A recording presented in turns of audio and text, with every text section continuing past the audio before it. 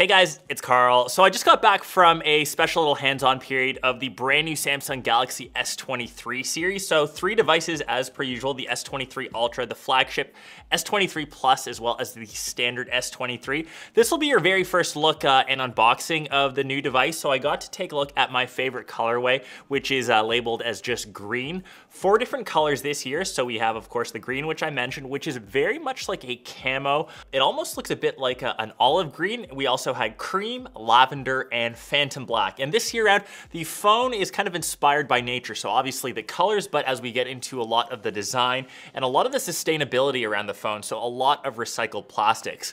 Coming in from the actual box, once again, 100% recycled cardboard, very slim. We're not really getting too much inside, but you actually see this year around the little green color of the phone. On the front, of course, it says Galaxy S23 Ultra.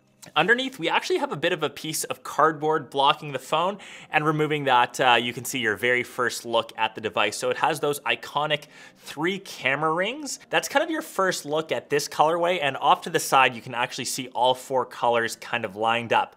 Within the rest of the box, nothing else underneath, and on the back side of the box, that's where we have the USB-C cable, warranty info, user manuals, all that I know we love to read for nighttime reading. Obviously no power brick, no extra accessories. That's come pretty standard for most Galaxy devices these days. And removing the little black piece of plastic on the front, ever so satisfying, and we're greeted with the display. So as we boot this on, there's actually a few differences on the display. It's still 6.8 inches, it's Super AMOLED, it still has an adaptive refresh rate, but we know that the Ultra series tends to have that curved display around the sides. So this year around on the 23 Ultra, it's actually a bit more flat. It still has a curve, but it's less pronounced than, say, the S22 Ultra. I think a lot of people that prefer the flat displays will rejoice. You can still definitely feel a bit of a curve, but it's definitely less than last year. And if you go into the S23 Plus and S23, those have a flat display, 6.6 inches and 6.1 inches respectively. It's also the first phone that uses a Gorilla Glass Victus 2 glass, so the 2nd gen. It'll be interesting to see how this holds up over time for scratches, but because of the less pronounced curve, the Ultra series should be easier to apply a screen protector. So I'm always a big fan of that, protecting your screens because glass has kind of gone down in softness to help with the shatterability.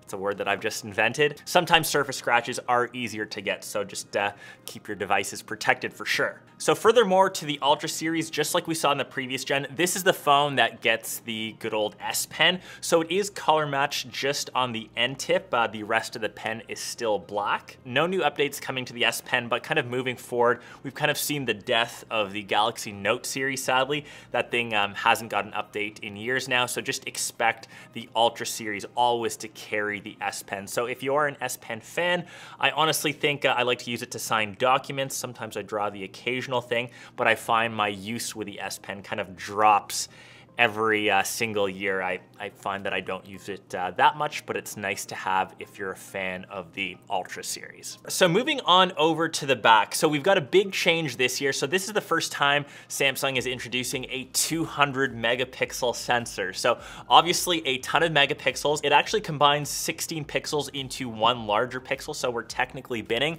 but some of the quick little sample shots that we used it for in the demo area, we were able to zoom in on some of these sticky notes that they wrote on the wall. Just because we have that extra megapixel count lets you crop in additionally and use those photos as standalone. So definitely a great feature to have. You won't need to zoom in as far, and just taking a standard photo, you're able to once again crop in and use extra real estate. So that's nice to have. Obviously more in-depth testing will be done once I get my actual device here in studio and I can actually take some real photos. There's also improvements to nightography or low light photography, especially for that front facing camera. It's an area where most phones struggle with. Once again, I'll have to test that out a bit more in person. But for the rest of the camera, it does have 2 times better optical image stabilization, still records in 8K 30 FPS. All those goodies, you've got all the different pro modes that you can choose from as well. And I guess the biggest physical change coming to the camera design, if you actually go lower into the S23 Plus and S23,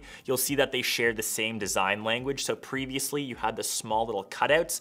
Now they're all the individual floating camera modules. So the design, I guess, language looks the same across all three devices. The biggest telltale sign would be the overall size of the device and of course the screen. And lastly, internally for the chipsets, they are rocking the latest Snapdragon 8 Gen 2 platform. That's the same chipset that when I went to the Snapdragon conference in Hawaii, got to see that in action. So definitely will be a top performing device. Anything that you throw at a flagship these days tends to perform very well. And a 5,000 milliamp hour battery for the S23 Ultra, and the S23 Plus and S23 have a 200 milliamp hour increase for both of those models. So that's pretty much been your first look at the S23 lineup. Let me know which your favorite colorway was, which one you're gonna grab. I'm definitely eyeing the green as my personal daily. I definitely think Samsung should have called it some sort of olive NATO camo. That still fits into the whole nature theme, but obviously I'm not in charge of Samsung's color naming scheme. Let me know if you want comparisons between this, the iPhone, any other device. I'll kind of dive into it a bit more in my full review. I know that I'll be in San Fran, so depending when you're watching this, for the launch of Unpacked, I might already be there. Time warp, Inception kind of thing. I'll catch the rest of you guys in one of my next vids. Peace!